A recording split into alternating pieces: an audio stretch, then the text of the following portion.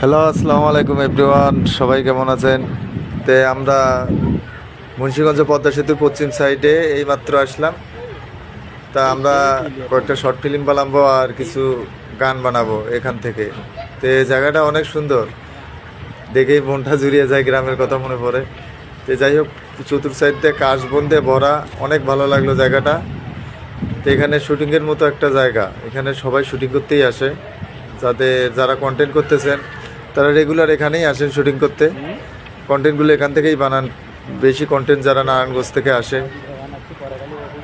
আমরা গত জুন মাসে আসছিলাম, অনেক বৃষ্টির কারণে কিছু মানে ঘুরতেও পারিনি, অসহায়ের মতো দোকানে বসেছিলাম।